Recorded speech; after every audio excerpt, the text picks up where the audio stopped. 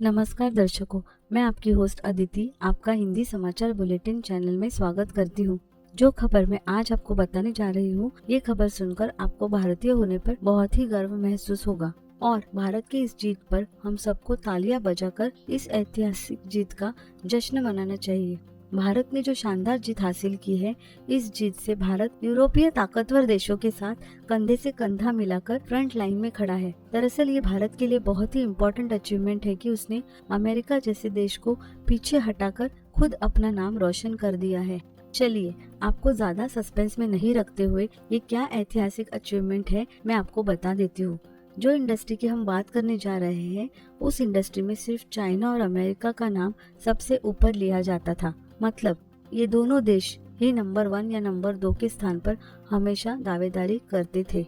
लेकिन इस बार भारत ने ऐसे फांसे फेंके कि अमेरिका को नंबर 2 के स्थान से हमने मात देते हुए उसे तीसरे स्थान पर ढकेलकर हमने उसकी नंबर 2 की पोजीशन हासिल कर ली है। चलिए अभी फटाफट न्यूज सुन लेते हैं और मैं आपको आसान शब्दों में समझाने की कोशिश करूंगी। जी हाँ दोस्तों, मैं बात कर रही हूँ एग्रो केमिकल्स एक्सपोर्ट की। भारत एग्रो केमिकल्स एक्सपोर्ट करने के रेस में अमेरिका जैसे शक्तिशाली देश को पीछे छोड़कर 2 नंबर पर आ पहुंचा है। ये खबर 100% सच है। भारत पूरी दुनिया में बड़े बड़े दिग्गजों को मात देते हुए एग्रो केमिकल्स के एक्सपोर्ट में नंबर 2 के स्थान पर पहुंचा है और नंबर 1 की पोजीशन चीन ने अभी भी बरकरार रखी है। चाइना 11.1 अरब डॉलर कीमत के एग्रोकेमिकल एक्सपोर्ट करता है और दूसरे नंबर पर हमेशा अमेरिका का नाम रहता है। उसे पीछे हटाकर इंडिया अभी 5.5 अरब डॉलर के एग्रोकेमिकल एक्सपोर्ट करता है। नंबर 3 की पोजीशन पर है अमेरिका यानी कि USA, 5.4 billion dollar agrochemical export करता है। नंबर 4 पर है फ्रांस, 4.1 अरब डॉलर। नंबर 5 पर है जर्मनी, 3.9 अरब डॉलर। तो आप स्क्रीन पर देख रहे हो कि विश्व के टॉप 5 एग्रोकेमिकल्स एक्सपोर्टर। अभी कई लोगों को ये पता नहीं होगा कि आखिर एग्रोकेमिकल्स होते क्या है और इनका यूज कहाँ पर होता है।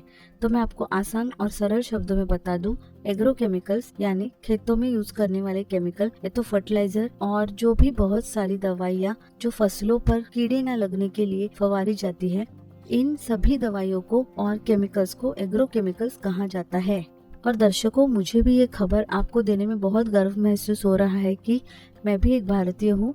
तो चलिए भारत की इस जीत पर कमेंट सेक्शन में जय हिंद, भारत माता की जय लिखे और इस खबर पर खुशी दर्शाइए, जिससे हमें प्रोत्साहन मिलेगा और हम ज्यादा से ज्यादा अच्छा काम कर सकेंगे। मैं इस खबर को ऐतिहासिक खबर इसलिए बोल रही हूँ दर्शकों कि पिछले लगभग 100 साल से भी ज्यादा साल में अमेरिका और यूरोपीय देश इस सेक्शन के बादशाह है। यानी कि केमिकल्स, दवाइयाँ और फर्टिलाइजर्स बनाने में ये हमेशा नंबर 1 रहते थे और दुनिया के बाकी सारे देशों को एग्रोकेमिकल्स एक्सपोर्ट किया करते थे।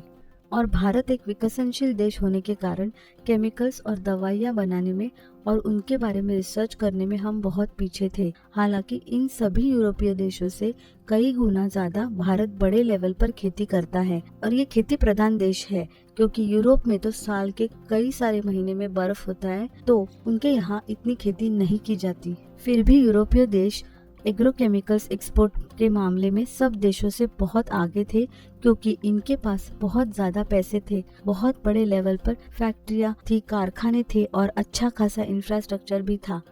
और हमारे इतनी कैपेसिटी नहीं थी कि हम अपने किसानों को खेती के लिए अच्छे से अच्छे दवाइयाँ दे। हालांकि हम दवाइयाँ तो बना रहे थे, लेकिन इतने बड़े लेवल पर नहीं कि उसको ज्यादा एक्सपोर्ट कर पाए और एग्रोकेमिकल एक्सपोर्ट के मामले में टॉप 10 देशों में भी आ सके।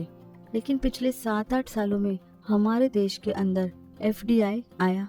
FDI का मतलब है फॉरेन डायरेक्ट इन्वेस्टमेंट। बड़े लेवल पर विदेशी पैसा आया, जिनके कारण नई नई फैक्ट्रियां खुली, नए नए आधुनिक कारखाने भी खुले और इसी वजह से हम अपने किसानों को भी एग्रोकेमिकल्स देने के बाद भी हम एग्रोकेमिकल्स बड़े लेवल पर एक्सपोर्ट कर रहे हैं। इन सब के अलावा और एक बड़ा कारण है जिसकी वजह से हमने नंबर 2 की पोजीशन हासिल की है। दर्शकों, एग्रोकेमिकल्स बनाने में या कोई भी नया प्रोडक्ट बनाने में इसके पीछे लगती है बहुत बड़ी इन्वेस्टमेंट, बहुत मोटे खर्च भी आते हैं और कई सारी रिसर्च करनी पड़ती है।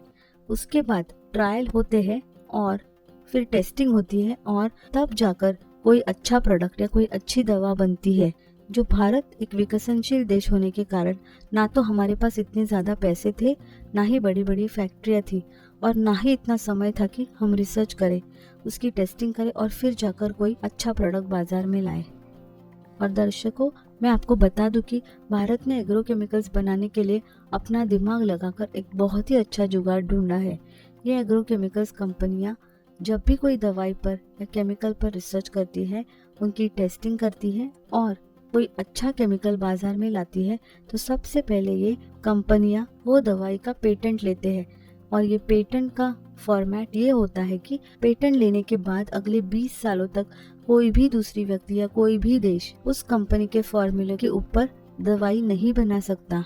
अगर ऐसा हुआ तो उनके खिलाफ बड़ी कार्रवाई होगी और भारी पेनल्टी भी भरनी पड़ेगी।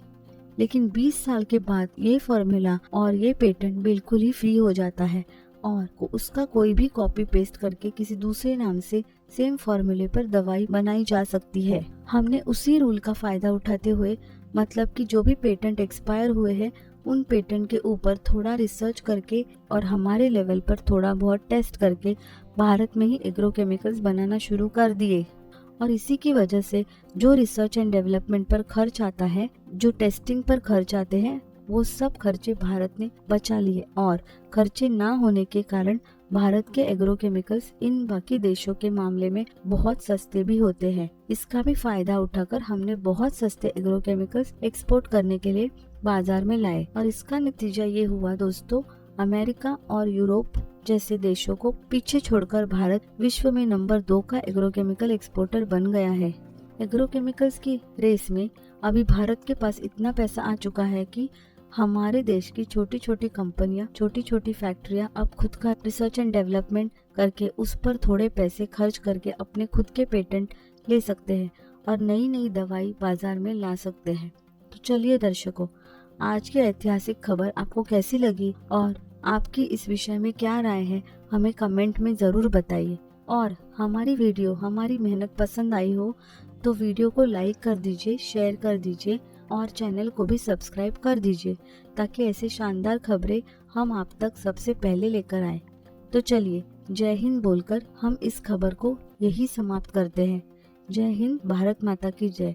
आपका दिन शुभ हो।